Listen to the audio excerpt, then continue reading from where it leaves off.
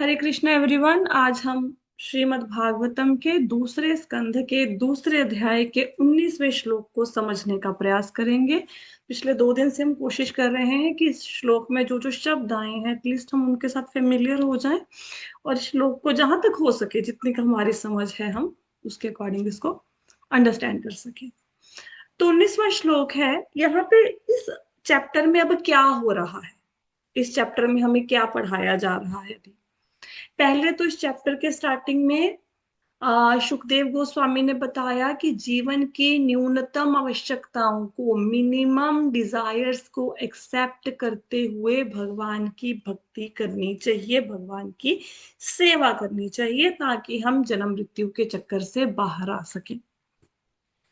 अब जो हम श्लोक पढ़ रहे हैं इसमें एक योगी की यात्रा का वर्णन हो रहा है कि योगी अपना जीवन कैसे बिताता है, मरने के बाद उसकी वो कैसे अपनी आगे की जर्नी को तय करता है। हालांकि अगर हमें कोई पूछे कि मृत्यु के बाद क्या होगा, आपके शरीर का क्या होगा, आत्मा कैसे जाएगी, हम इन बातों के आंसर नहीं दे सकते, क्योंकि मृत्यु होगी तभी पता चलेगा। लेकिन श्रीमद् भागवत हमारे लिए बहुत सारे ऐसे सीक्रेट खोल देता है जो कि हम अपनी बुद्धि के द्वारा, तर्क शक्ति के द्वारा नहीं समझ सकते। अब श्रीमद् भागवतम में सिर्फ योगी के जीवन, वो कैसे जीवन बिताता है, उसका वर्णन नहीं किया गया, योगी की मरने के बाद की यात्रा का भी वर्णन किया गया है। हमें बहुत ज्यादा इस चीज के डीप में नहीं जाना कि योगी कैसे प्राणवायु को नियंत्रित करता है, कैसे अपनी एनर्जी को चक्रास के ऊपर उठाता है। सिर्फ इन श्लोकों को समझने के लिए, ताकि श्रीमद् भागवतम में हमारा इंटरेस्ट बना रहे, जो लिखा हुआ है उसको पढ़कर हम ब्लैंक ना हो जाएं। कोई दूसरा आपसे पूछे, आप किसी को श्रीमद् भागवतम कल को पढ़ाने के लिए बैठे, वो आपसे क्वेश्चन कर ले कि ये क्या लिखा है, तो ऐसा नहीं आप बोलो मुझे तो पता ही नहीं। फिर सामने वाला व्यक्ति बोलेगा अगर तुम्हें नहीं पता तो मुझे क्या पढ़ाओगे, राइट। तो इसलिए हम इन थोड़े से टॉपिक्स को, प्राणवायु के टॉपिक को हमने देखा, चक्रास को हम लोगों ने डिस्कस किया। अब हम इन श्लोक को फिर से पढ़ते हैं। श्लोक है, वैज्ञानिक ज्ञान के बल पर मनुष्य को परम अनुभूति में पूर्ण रूप से स्थिर हो जाना चाहिए। इस तरह समस्त भौतिक इच्छाओं को शमन करने में समर्थ हो जाना चाहिए। मनुष्य को वायु द्वार गुदा को पांव की एड़ी से बंद करके प्राण वायु को एक एक करके क्रमशः 6 प्रमुख स्थानों, चक्रों में एक एक करके ऊपर ले जाना चाहिए। तब भौतिक शरीर का त्याग कर देना चाहिए। अब यहाँ पे क्या बताया, यहाँ पे ये बताया गया है कि मनुष्य को साइंस, जो दुनिया की साइंस है उसकी नॉलेज के बेस पर नहीं, जो आत्मा की, परमात्मा की, जीवन के लक्ष्य की नॉलेज है, उस ज्ञान को प्राप्त करके उसे अपने मन को शांत कर लेना चाहिए कि मेरे जीवन का लक्ष्य तो भगवान की प्राप्ति है, और अपनी सारी भौतिक इच्छाओं को खत्म कर देना चाहिए। फिर योगी जिसने अपने शरीर को त्यागना है, उसने क्या करना है, उसने अपने वायु द्वार गुदा को पांव की एड़ी से बंद करके, अब जो गुदा द्वार है, जो आपके मलमूत्र का पासिंग एरिया है, उस मल के त्याग का जो द्वार है उसको बंद करना है पांव की एड़ी के साथ। क्यों बंद करना है? ताकि वो वायु वहां से बाहर ना जाए। ठीक है, वायु द्वार को बंद कर दिया। अब वो क्या करेगा, अपनी प्राण वायु को ऊपर उठाएगा। ठीक है, प्राण वायु क्या होती है? प्राण वायु आपकी एक लाइफ फोर्स है, जिससे आप सांस लेते हैं, आप दिल, आपका दिल धड़कता है, जीवन में प्राणों का संचार होता है, उस वायु को, राइट, उस वायु को व्यक्ति ने क्या करना है, ऊपर उठाना है। कौन ऊपर उठाएगा? योगी। हम्म, देखो ये जिस विधि का वर्णन किया गया है, इस विधि को पुराने जो युग बीत चुके हैं उसमें नॉर्मली प्रैक्टिस किया जाता था, इसलिए उन्हें ये चीजें इजी लगती थी। लेकिन आज के समय में हम इस विधि को अपना नहीं सकते, क्योंकि ना तो सिखाने वाले लोग हैं जो हमें इस चीज को सिखा दें, और ना ही हमारे अंदर इतनी कैपेसिटी है कि हम इसको सीख लें, और ना ही हमारे हालात ऐसे हैं कि हम हमारी परिस्थितियां ऐसी हैं कि हम लोग घर बार का त्याग करके कहीं जंगल में जा करके इस विधि को सीख पाए। राइट। मेरे को 1 मिनट अपना व्हाट्सएप बंद करना है, नहीं तो बीच में डिस्टरबेंस होता रहेगा। राइट। तो ये प्रैक्टिकल नहीं है तरीका हमारे लिए। लेकिन हाँ, योगी कैसे करता है? योगी पहले ऐसे ही करता था, जैसे अभी शरीर का त्याग कर रहा है ऐसे ही करता था। तो अभी उसने क्या करना है? सबसे पहले योगी को वायु द्वार गुदा को बंद करना है। किससे? पांव की हड्डी से, एड़ी से, सॉरी। अब प्राणवायु को ऊपर उठाना है और 6 प्रमुख चक्रों में एक एक करके लेके जाना है। अब मैं फिर से आपको पुरानी स्क्रीन शो करती हूँ, फिर आपको और अच्छे से समझ आएगा। ये देखो, ये सपोज करो ये हुआ योगी। आई होप सो कि आपको स्लाइड नजर आ रही है प्रेजेंटेशन की। आ रही है ना? आ रही है माता जी। ठीक है। तो ये उसने अपने पाँव, ये तो योगी खैर वो तो अपनी ध्यान की मुद्रा में बैठा है, इस ढंग से नहीं, फिर उसको वज्रासन टाइप की मुद्रा में बैठना पड़ेगा जब ये वाला उसको शरीर त्यागना है। तो वो प्राण वायु को कैसे करेगा? नीचे के चक्र से, मूलाधार चक्र से उठाएगा, स्वादिष्ठान चक्र, मणिपुर चक्र, अनाहत, विशुद्धि, आज्ञा, ऐसे इन चक्रों में ऊपर उठाते हुए लेके जाएगा इस वायु को। राइट। और धीरे धीरे ऊपर के चक्रों में पहुंचेगा, उसकी चेतना और अधिक शुद्ध होती जाएगी इन चक्रों से। ठीक है। मूलाधार, स्वादिष्ठान, मणिपुर, अनाहत, विशुद्धि, आज्ञा, ऐसे उसकी जो जर्नी है वो ऐसे चलेगी प्राण त्यागने की। राइट। अब आई होप सो जब मेरे चक्रों के नाम बोल रही हूं और जब मैं आपको समझा रही हूं तो आप थोड़ा सा रिलेट कर पा रहे हो और इन चक्रों के बारे में थोड़ा सा समझ पा रहे हो। कुछ कुछ पता चल रहा है मैं क्या बताने का प्रयास कर रही हूँ आपको? हाँ जी माता जी, पता चल गया। चल रहा है ना? इससे पहले अगर बिना बताए इस श्लोक को पढ़ाते फिर थोड़ा हो सकता ब्लैंक हो जाते। राइट। अब आगे क्या करता है? अब coming back to the topic. और अब फिर जब ये प्राणवायु को ऊपर ले गया, अब वो भौतिक शरीर का त्याग कर देगा। अब जो भौतिक शरीर, उसका ये शरीर हमारा एक स्थूल शरीर होता है, एक सूक्ष्म शरीर होता है। राइट। तो किस शरीर का त्याग करेगा? इस स्थूल शरीर का योगी त्याग कर देगा, भौतिक शरीर का। ठीक है। आई होप सो कि अब आपको ये श्लोका समझ में आ गया होगा। अगर किसी को नहीं समझ आया, आप मेरे से पूछ सकते हैं, मैं आपको फिर से समझा सकती हूँ। इसके बाद हम नेक्स्ट श्लोक पे चलेंगे। कोई ऐसा है जिसको क्लियर नहीं हुआ? क्लियर हुआ? राइट।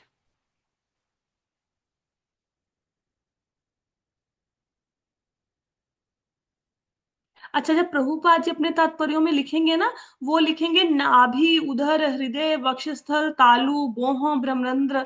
तो ये 6 स्थान क्या है? इनके मतलब इनके अंदर से उसकी वायु, उनकी योगी की वायु ट्रेवल करती है। पहले वो नाभि तक आती है, फिर पेट तक वो प्राणवायु को लेके जाता है, फिर हृदय में लेके आता है, वक्ष स्थल में तालु, तालु तो पता है ना, जो आपके अ, मुख के अंदर का भाग है। आप अपनी जीभ को ऊपर टच करो तो वो तालु है। बोहों के बीच में, आईब्रोज के बीच में लेके आता है, फिर ब्रह्मरंध्र तक लेके जाता है। ये प्रभुपाद जी ने अपने आ, उसमें बताया है तात्पर्य में। साथ में ये प्रभुपाद जी लिखते हैं कि प्राचीन काल में क्या होता था, योगी इजीली ये वाला जो जर्नी है तय कर लेते थे, इजीली अपनी प्राणवायु को ऊपर उठा लेते थे ऐसे। राइट। क्योंकि वो क्या करते थे? क्योंकि अभ्यास करते थे और उनकी लाइफ, क्या बोलेंगे, जीवन की दिनचर्या ही ऐसी थी। राइट। लेकिन आज के जमाने में ना तो हमें एक्सरसाइजेस की, व्यायाम की ज्यादा नॉलेज है, ना ही हमें योग की ज्यादा नॉलेज है। तो हम लोग ये काम नहीं कर सकते, हम सिर्फ भगवान के नाम का जाप कर सकते हैं। जो हमें प्रभुपाद जी ने बताया है हमारे लिए वही विधि है। ठीक है। ये तो सिर्फ भागवतम को समझने के लिए थोड़ा सा बताया। अब यहाँ पे एक शब्द आया ब्रह्मरंध्र। ये मैं आपको बता देती हूँ। मेरे ख्याल से नाभि, उदर, हृदय, वक्षस्थल, तालु, गुह, ये आपको समझ आ गया होगा। ब्रह्मरंध्र समझा देती हूँ ये शब्द क्या है। ब्रह्मरंध्र होता है कि जब आत्मा निकलती है शरीर से तो अलग अलग द्वारों से होकर जाती है। ब्रह्मरंध्र क्या होता है? ब्रह्मरंध्र सिर के ऊपर, टॉप ऑफ द हेड पे एक सूक्ष्म ओपनिंग होती है। ठीक है। कहाँ पे होती है? जब आपने कोई छोटा बच्चा देखा होएगा, जो छोटा बच्चा होता है तो इसके सिर पे हाथ लगाओ, न्यू बॉर्न बेबी के सिर पे, तो इसके सिर ऊपर से, अभी तो हमारी स्कैल्प बहुत ज्यादा सख्त हो गई है, वो थोड़ी नरम होती है, वो दबती है। पता है आप सब लोगों को? ऐसा ये तो पता ही होगा, जी छोटे बच्चे। माता जी, होता है, जी दबती माता जी। है है ना? वो थोड़ा सिर सिर स्ट्रेट वहां पे हाँ हाँ, वो सिर के ऊपर का जो एरिया होता है वो बड़ा कोमल होता है, ऐसे जैसे हमारी स्कैल्प भी कठोर होगी ऐसे नहीं है, वो कोमल होता है।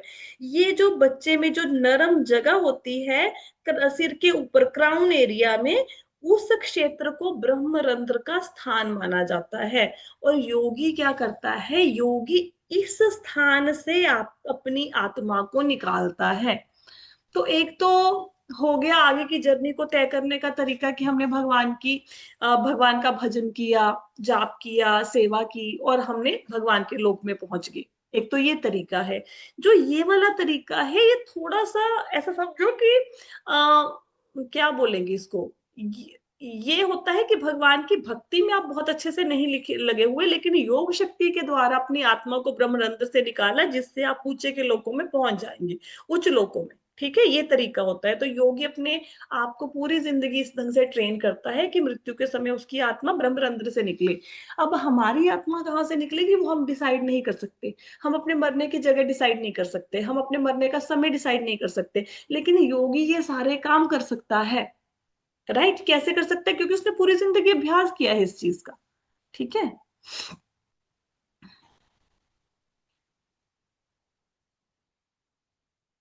आगे है नेक्स्ट श्लोका में, ध्यानमग्न भक्त को चाहिए कि वह प्राण वायु को धीरे धीरे नाभि से हृदय में, हृदय से छाती में, वहां से तालू के निचले भाग तक ले जाए। उसे बुद्धि से समुचित स्थानों को ढूंढ निकालना चाहिए। तो यहाँ पे क्या बताया गया है? अब जब यहाँ पे देखो, अभी आप इसके इसके ये पूरा पैराग्राफ को कोई व्यक्ति पढ़ो, कौन पढ़ेगा? कौन माता जी पढ़ेंगे? पढ़ो इसको पूरा, इस सारे तात्पर्यों को पढ़ो। स्क्रीन नजर आ रही है? पढ़िए। हाँ जी। भगवान भक्त को चाहिए, सॉरी, नहीं, तात्पर्य पढ़िए। तात्पर्य। वायु की गति के 6 चक्र हैं। बुद्धिमान भक्त को चाहिए कि बुद्धि तथा ध्यान लगाकर इन स्थानों को खोजे। इनमें इनमें से उसके पूर्व जिस चक्र का उल्लेख है वह स्वाधिष्ठान चक्र या प्राण वायु का शक्ति आगार है, और इसके ऊपर नाभि के नीचे मणिपूरक चक्र है। जब हृदय में ऊपरी स्थान की खोज की जाती है तो अनाहत चक्र मिलता है, और इससे भी ऊपर जब प्राण वायु को तालुमूल पर स्थिर किया जाता है तो विशुद्धि चक्र मिलता है। राइट। अब देखो, अगर सपोज करो आप ये क्लास ना लगाओ, सपोज करो, है ना, और भागवतम पढ़ रहे हो, और आपने ये पैराग्राफ पढ़ा, तो आपको क्या समझ आएगा बताओ? कुछ समझ आएगा इसमें से? कुछ भी समझ नहीं आएगा मत। कुछ भी समझ नहीं ना आएगा। इसलिए बोलते हैं कि क्लासेस लगानी चाहिए। That's why we are saying कि क्लासेस लगाओ। क्लासेस से क्या होगा? आप थोड़ा थोड़ा इन चीजों को समझ पाओगे। अब मैं फिर से आपको स्क्रीन पे लेके जाऊंगी ताकि आप इस चीज को और थोड़ा अच्छे से समझ पाओ। Just 1 minute.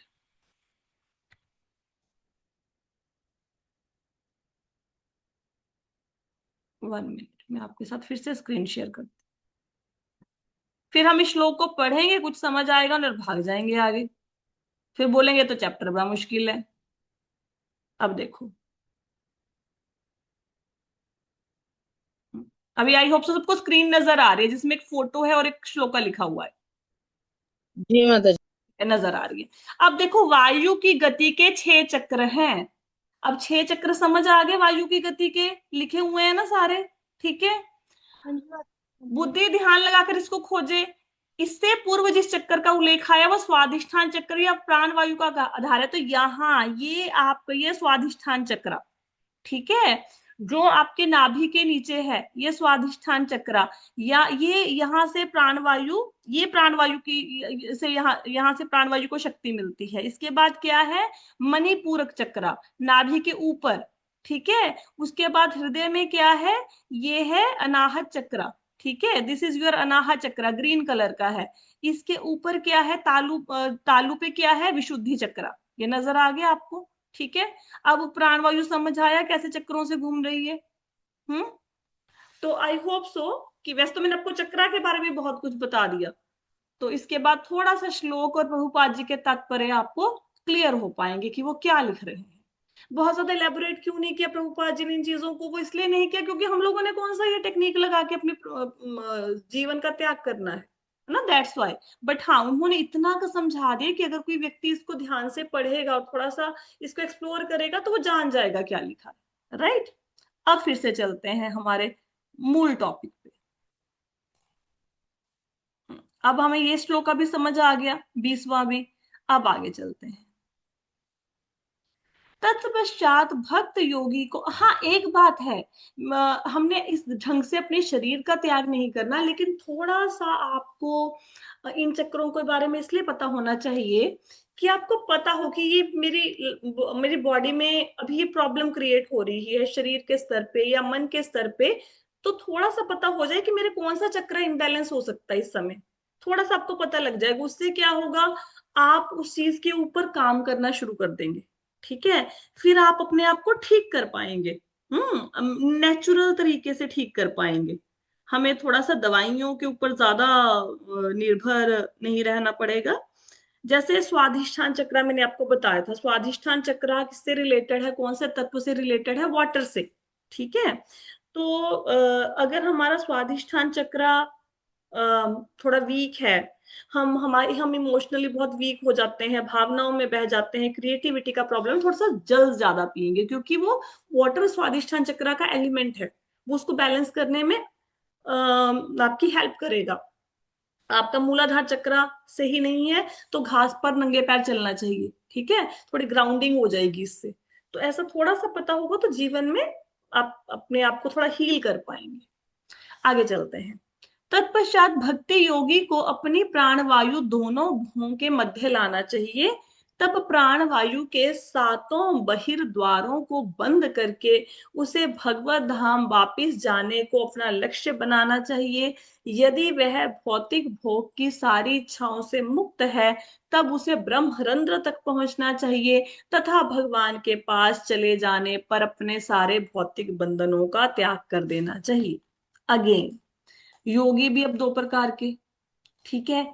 एक योगी कौन है, जिसके अंदर की इच्छाएं अभी खत्म नहीं हुई हैं, उसका मन कर रहा है कि मैं और एंजॉय करूं, एंजॉय इन द सेंस कि वो लोगों को देखना चाहता है कि भाई स्वर्गलोक में क्या होता है, ब्रह्मलोक में क्या होता है, अच्छा तपलोक में क्या है, जनलोक में क्या है, कि चलो ऊपर भगवान के धाम में तो जा ही रहे हैं, थोड़ा थोड़ा सारे लोगों को देख लो। कैसे समझेंगे इस बात को, जैसे आपने यहां से गए, आप दिल्ली गए, राइट। एक तो तरीका ये है कि सीधा यहां से ट्रेन पकड़ी और दिल्ली पहुंच गए। एक मन में विचार आया कि दिल्ली जा रहे हैं, चलो थोड़ा सा बीच में कुरुक्षेत्र आ गया, चलो यहाँ पे थोड़ा सा घूम फिर लेते हैं, ठीक है। और चलो पानीपत में उतर जाते हैं, यहाँ पे थोड़ा सा घूम लेते हैं, ठीक है। ऐसे स्टेशन पे रुकते हुए दिल्ली पहुंचना, एक होता है सीधा दिल्ली पहुंचना। अब उसमें क्या फायदे हैं क्या नुकसान है, इसमें यह है कि बाई चांस किसी व्यक्ति का मन वहीं पे रम गया, कुरुक्षेत्र में गया, वहीं पे मन रम गया, कुरुक्षेत्र अच्छा लगा, तो क्या होगा, दिल्ली तो जाएगा लेकिन समय बहुत लग जाएगा, क्योंकि वहां पे मन रम गया तो वहां पे वो उसका क्या मन करेगा, अरे कुरुक्षेत्र तो बहुत अच्छी जगह है, यहाँ पे तो बहुत सारे अच्छे अच्छे देखने के स्थान है, तो क्या करते हैं, यहाँ पे 4-5 दिन लगाते हैं, 2 दिन लगाते हैं, तो दिल्ली कहाँ पहुंचेगा, 2 दिन लेट पहुंचेगा। Right, in the same way, अगर योगी के मन में अन्य लोगों को देखने की इच्छा है तो वो उसकी पूरी होगी, लेकिन फिर वो उसका अल्टीमेट लक्ष्य है, उसका परम गंतव्य है, वहां पे वो डिले से पहुंचेगा, पहुंचेगा तो सही, और ये भी हो सकता है कि वहीं पे अटक के रह जाए, हो सकता है वो लोग ही इतना भा जाए कि ऊपर जाने का मन ही ना करे, ठीक है, ये हो सकता है ना। तो यहाँ पे बात हो रही है कि उस योगी की, जिस योगी की कोई इच्छा नहीं है, अगर किसी योगी की कोई इच्छा नहीं है तो उसको अपने प्राणवायु कहाँ पे लेके आना है, दोनों भौहों के मध्य में, राइट, यहाँ पे लेके आना है, आज्ञा चक्र में लेके आना है, और प्राण वायु के सातों बहिर्द्वारों को बंद करके, अब यहाँ पे प्राण वायु के सातों बहिर्द्वार लिखे हुए हैं, मतलब आपकी शरीर में जहां जहां से वायु निकल सकती है। दो आंखें हो गई, दो आपके नोस्ट्रल्स हो गए, दो कान, एक मुंह हो गया। ठीक है, तो ये सारे द्वार बंद करने हैं, राइट। तो प्राण कैसे योगी कर सकता है, हम लोग नहीं कर सकते। वो अपनी प्राण वायु को अच्छे से कंट्रोल करता है। फिर वो क्या करता है, ये सातों योगी जो छिद्र होते हैं, सातों छेद हैं, सातों द्वार हैं, उसको बंद कर देता है। तो आत्मा कहाँ से निकलती है, उसकी ब्रह्मरंध्र से होके उसकी आत्मा निकलती है। ब्रह्मरंध्र कौन सा एरिया है, ये मैंने आपको बता दिया, राइट। और फिर क्या होता है, वो सारे भौतिक बंधनों को तोड़ देता है भगवान के पास जाने के लिए, जो योगी होता है। लेकिन ये उस योगी की बात हो रही है जिसके मन में कोई भी भौतिक इच्छा नहीं है। अगर किसी योगी के मन में भौतिक इच्छा है, फिर उसकी जर्नी डिफरेंट होगी। उसकी क्या जर्नी होगी, उसके बारे में हमें जब नेक्स्ट श्लोका पढ़ेंगे तब पता लगता है। जो लोग हीलिंग्स करते हैं, जो इस चीज में बहुत आगे बढ़े चढ़े हैं, इस एरियाज में, जिनको चक्रास के जो कर्म ये क्रिया योग का अभ्यास करते हैं, उनको ये चीजें दिखती हैं। जैसे प्राणिक हीलिंग के टीचर थे, बहुत हाई लेवल के टीचर हैं। तो वो एक बार एक लिफ्ट के आगे खड़े थे, ठीक है।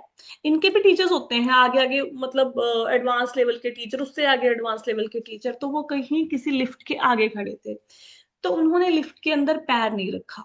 ठीक है, वो कहते इस लिफ्ट में नहीं जाना, दूसरी से जाना है। तो उन्होंने पैर नहीं रखा, तो क्या हुआ, विद इन अ सेकेंड्स पता लगा कि वो लिफ्ट क्या हुआ, वो टूट गई। ठीक है, वो गिर गई नीचे। ठीक है, और सारे जो व्यक्ति थे वो मर गए। ठीक है, उनको ये बात कैसे पता लगी, क्योंकि जो हमारे जो ये जो सिर का ऊपर भाग है ना, क्राउन चक्रा है, ये हमारे सिर के ऊपर है जो, इसके ऊपर ना एनर्जी का फ्लो होता है।